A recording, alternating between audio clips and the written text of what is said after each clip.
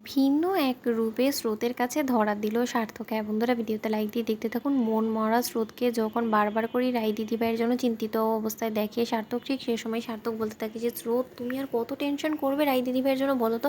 সে তো আর কোনো বাচ্চা মেয়ে না, সে নিজের কাজটা নিজে ঠিক করে নিতে পারে। তখন এই কথা বলা মাত্র স্রোত বলতে থাকে যে স্যার, আপনি বুঝতে পারছেন না, আমার দিদিভাই মোটেও নিজের খেয়াল রাখে না, ও নিজের কথা একদম ভাবে না বললেই চলে। ও সব কিছু আমাকেই ম্যানেজ করতে হবে, কারণ আমি যদি ওকে একটু ফোন করে না কোনো কিছু মনে করিয়ে দিই, তাহলে কিন্তু ও কোনো মতেই ওর মেডিসিনগুলো ঠিক সময় মতো নিবে না। তখন এই কথা বলা মাত্র সার্থক হাসতে থাকে আর বলতে থাকে যে তুমি এখন বড্ড বেশি পাকা পাকা না বুড়িদের মতন কথা বলছো, জানো তো? তুমি কি মনে করছো যে রায় দিদিভাই নিজের খেয়াল নিজে রাখতে পারে না? সে ঠিকই নিজের খেয়াল রাখবে, কারণ তার তো নিজের খেয়াল না রাখলে সে তার ওর গোটা সংসারে হাল কী করে ধরবে বলো তো? তুমি একদম টেনশন করো না স্রোত, রায় দিদিভাই একদম ঠিক থাকবে। তখন এই কথা বলা মাত্র স্রোতকে সার্থক বলতে থাকে যে আচ্ছা স্রোত, তোমার কাছে একটা স্পেশাল ট্রিটমেন্ট আমি দিব, চলো তুমি আমার সাথে এখন চলো। তখন এই কথা বলা মাত্র স্রোত বলতে থাকে স্যার, আপনি আমাকে কোথায় নিয়ে যাচ্ছেন বলুন তো? তখন সার্থক বলতে থাকে কেন, তোমার আমার উপরে বিশ্বাস নেই? আমি কি তোমাকে নিয়ে কোথাও কিডন্যাপ করে নিয়ে চলে যাবো নাকি? তখন এই কথা বলা মাত্র স্রোত বলে থাকে যে না স্যার, আমার নিজের উপরে থেকেও বেশি আপনার এবং আঙ্কেলের প্রতি বিশ্বাস আছে। তখন এই কথা বলা মাত্র স্রোত বলতে থাকে যে স্যার, কিন্তু কোথায় নিয়ে যাচ্ছেন সেটা তো অন্তত বলবেন, আমাকে তো বাড়িতেও ফিরতে হবে তাই না? তখন এই কথা বলা মাত্র সার্থক বলতে থাকে যে ক্লাস শেষে তুমি আমার জন্য কলেজের বাহিরে অপেক্ষা করো, তারপরে দেখি কোথাও যাওয়া যায় কিনা। তখন এই কথা বলা মাত্র কলেজ শেষ করে সার্থক স্রোতকে নিয়ে হঠাৎ করেই বহু দূরে কোথাও রওনা হয়ে যায়। তখন এই কথা বলা মাত্র স্রোত বলতে থাকে যে স্যার, আপনি কোথায় নিয়ে যাচ্ছেন আমাকে বলুন তো? এই জায়গাটা তো আমার কাছে বড্ড বেশি অচেনা মনে হচ্ছে।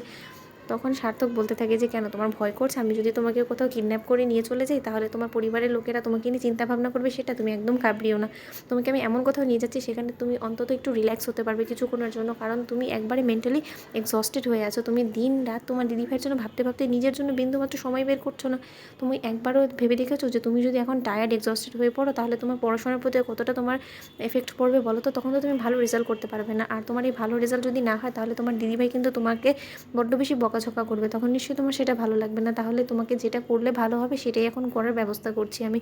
তখন একথা বলা মাত্র স্রোত বলতে থাকে জানেন তো স্যার, আপনি এবং আঙ্কেল আমার জন্য অনেক কিছু করেছেন, আমি যে আপনাদের এই ঋণ কী করে শোধ করবো আমার সেটাই মাথায় ঢুকে না। তখন এই কথা বলা মাত্র সার্থক বলতে থাকে যে সেটা নিয়ে তোমার একদম টেনশন করতে হবে না, একটু একটু করে আস্তে আস্তে পে করে দিও, কোনো প্রবলেম নেই। তখন এই কথা বলা মাত্র স্রোত বলতে থাকে কিন্তু এখন কোথায় নিয়ে যাচ্ছেন বলুন তো?